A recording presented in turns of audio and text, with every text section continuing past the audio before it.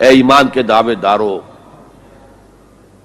اللہ کا تقوی اختیار کرو جتنا کہ اس کے تقوی کا حق ہے، اور دیکھنا موت نہ آنے پائے مگر فرما برداری کی حالت میں۔ اب یہ اینٹیں اگر پختہ ہو گئی ہیں، ہم نے جہاد کے مختلف مراحل ان پر غور کیا تھا۔ پہلا مرحلہ کیا تھا؟ نفس امارہ کے خلاف جہاد، شیطان اور اس کی ذریت سلبی و مانوی کے خلاف جہاد، بگڑے ہوئے معاشرے کے جو پریشرز ہیں ان کے خلاف جہاد۔ یہ تین جہاد کر کے کما حق ہو فرض کیجئے کہ اب آپ تقوی اور فرما برداری کی روش پر راسخ ہو گئے، قائم ہو گئے۔ اب اگلا قدم کیا ہے؟ اب ان اینٹوں سے فصیل بنانی ہے۔ اینٹیں تو مضبوط ہو گئی، پوری طرح پک گئی، پختہ ہو گئی۔ وہ جو اقبال کہتا ہے کہ خام ہے جب تک تو ہے مٹی کا ایک انبار تو، اور پختہ ہو جائے تو ہے شمشیر بے زنہار تو۔ اور جس سے اکبر الہ آبادی نے بھی کہا ہے، اس سے بھی بہتر انداز میں کہا ہے، تو خاک میں مل اور آگ میں جل، جب خشت بنے تب کام چلے، ان خام دلوں کے عنصر پر بنیاد نہ رکھ، تعمیر نہ کر۔ اگر ساحل سمندر سے ریت لے کے گولا بنا لیں، وہ نم تو ہوتی ہے ریت، گولا بن جائے گا، پھر اسے شیشے پر بھی ماریں گے، شیشہ کھڑا رہے گا، ریت بکھر جائے گی۔ اسی گولے کو ذرا بھٹی میں ڈال کے پکا لو، روڑا بنا لو،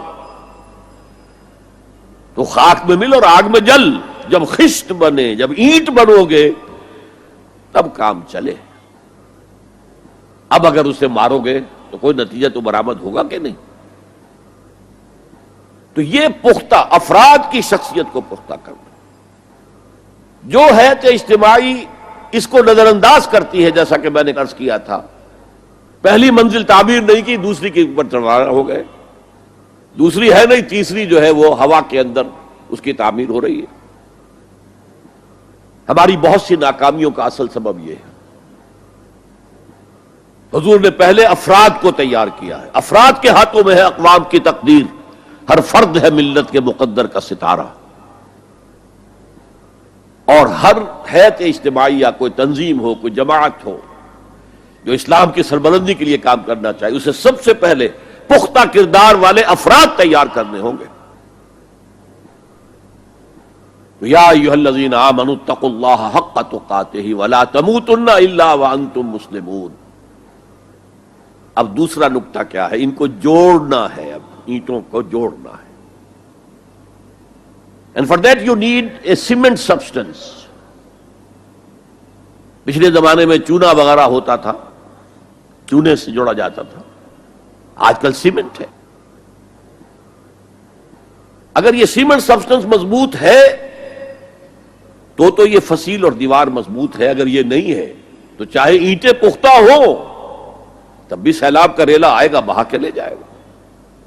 اینٹوں کی پختگی کے ساتھ ساتھ ان کو جوڑنے والا مورٹر جو ہے اس کو بھی مضبوط ہونا چاہیے۔ اس لیے دوسرا نکتہ، یہ سہ نکاتی لائحہ عمل، 3 نکاتی لائحہ عمل۔ پہلا تقوی اختیار کرو اور اللہ تعالیٰ کی پوری فرما برداری اختیار کرو، کوئی لمحہ تمہارا نافرمانی میں نہ گزرے۔ اب واعتصموا بحبل اللہ جمیعا ولا تفرقوا، چمٹ جاؤ اللہ کی رسی کے ساتھ مل جل کر اور تفرقے میں نہ پڑو۔ اعتصام عصمت سے بنا ہے، عصمت حفاظت کو کہتے ہیں۔ اعتصام حفاظت حاصل کرنا، جیسے آپ دیکھتے ہیں کہ کسی بچے کو اگر کوئی خوف لاحق ہو جائے، کوئی ڈرائے، وہ آئے گا، دوڑے گا ماں کی گود میں آ کر ماں سے چمٹ جائے گا۔ وہ یہ سمجھتا ہے اپنے چھوٹے سے ذہن کے مطابق میں قلعے میں آ گیا ہوں۔ وَمَن يَعْتَصِم بِاللَّهِ فَقَدْ هُدِيَ إِلَىٰ صِرَاطٍ مُسْتَقِيمٍ۔ یہاں حبل اللہ نہیں ہے، جو اللہ کے ساتھ چمٹ جائے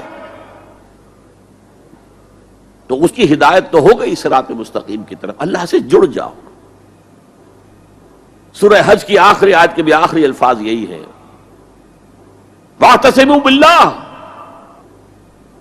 فاقیموا الصلاۃ وآتوا الزکاۃ واعتصموا باللہ، وہ تمہارا پشت پناہ ہے.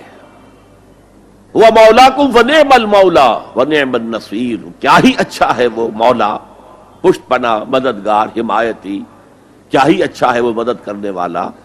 تو وہاں پر بھی واعتصموا باللہ، وہی لفظ یہاں آیا ومن یعتصم باللہ فقد ہدی الی صراط مستقیم. اب یہاں سوال پیدا ہوتا ہے وہ حبل اللہ کون سی ہے؟ اب اصول یہ سامنے رکھیے کہ قرآن مجید میں اگر محسوس ہو کہ کسی جگہ پر کوئی ابہام ہے، اجمال ہے، کہیں وضاحت کی ضرورت ہے،